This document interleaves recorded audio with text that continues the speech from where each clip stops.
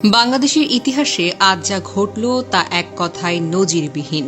সেনাবাহিনী, RAB, police, প্রশাসন সবাই দাঁড়িয়েছিল একজন নারীর পাশে। একজন নারী যিনি ছিলেন বছরের পর বছর বন্দী, অবহেলিত, নির্যাতিত ও অপমানিত। কিন্তু আজ তাকে ঘিরে দেখা গেল সম্মানের পাহারা, ভালোবাসার ঢল। এমন প্রোটোকল, এমন সংবর্ধনা, এমন ভালোবাসা বাংলাদেশে আর কোন রাজনীতিবিদদের ভাগ্যে কি জুটেছে?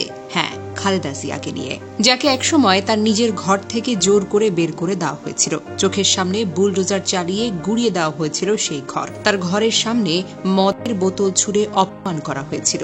এমন অপমান কোনো নারী, কোনো মা, কোনো প্রাক্তন প্রধানমন্ত্রীও কখনো সহ্য করতে পারেনি। মিথ্যা মামলা, বিচারহীন অমানবিক চিকিৎসাহীনতা, সবকিছুর মধ্য থেকে তিনি মাথা নত করেননি। তিনি হারেননি, তিনি অপেক্ষা করেছেন। আর আজ সে অপেক্ষার মূল্য মিলেছে জনতার ভালোবাসায়। আজ খালেদা জিয়ার পাশে দাঁড়িয়েছে জনগণ। আজ তার চলার পথে ছায়া হয়ে দাঁড়িয়েছে রাষ্ট্রীয় বাহিনী। আজ তার পাশে আছে তার দেশের মাটি, মানুষের মন। সম্মান কি বন্দুকের জোরে আদায় করা যায়? না। সম্মান কি টাকায় কেনা যায়? না। সম্মান আসে আত্মত্যাগ থেকে। আজ খালেদা জিয়া শুধু বিএনপির নেত্রী নন, তিনি বাংলাদেশের একজন সংগ্রামী নারীর প্রতীক, একজন মা, একজন যোদ্ধা, একজন ইতিহাস। এবার একটু ভাবুন, যে সময় তাকে সবকিছু থেকে আলাদা করে দেওয়া হয়েছিল, সে সময় তার ঘরে আলো ছিল না। সেই সময় যারা হাসছিল তারা আজ নিঃসঙ্গ, একা এবং কোণঠাসা। সময় সবার হিসেব নেয়। আল্লাহ যাকে সম্মান দেন, পৃথিবীর কোনো শক্তি তাকে অপমানিত করতে পারে না।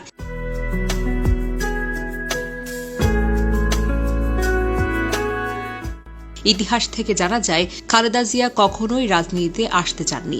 একজন সাধারণ গৃহিণী হিসেবে স্বামী শহীদ প্রেসিডেন্ট জিয়াউর রহমান ও সন্তানদের নিয়েই জীবন কাটাতে চেয়েছিলেন। কিন্তু 1981 সালে জিয়ার মৃত্যুর পর জাতির সংকটময় মুহূর্তে বিএনপির হাল ধরতে গিয়ে তাকে প্রধানমন্ত্রী হতে হয়েছে এবং দলের নেতাকর্মীদের অনুরোধে তিনি রাজনীতিতে আসতে একরকম বাধ্যই হয়েছেন। সেই নারী পরে হয়েছেন দেশের 3 বারের প্রধানমন্ত্রী। দেশের ইতিহাসে সবচেয়ে প্রভাবশালী নারী রাজনীতিবিদদের মধ্যে একজন।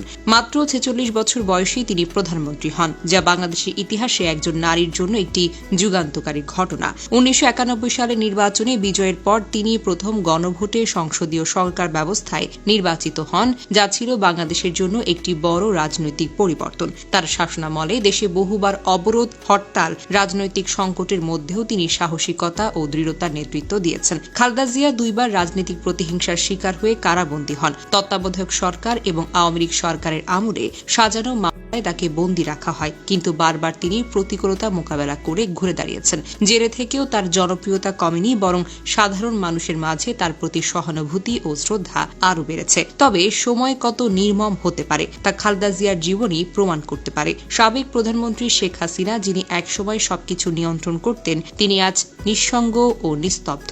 আর যিনি একসময় নিপীড়নের শিকার ছিলেন, তিনি আজ লাখো মানুষের ভালোবাসায় সিক্ত। ভাগ্য বড় অদ্ভুত জিনিস।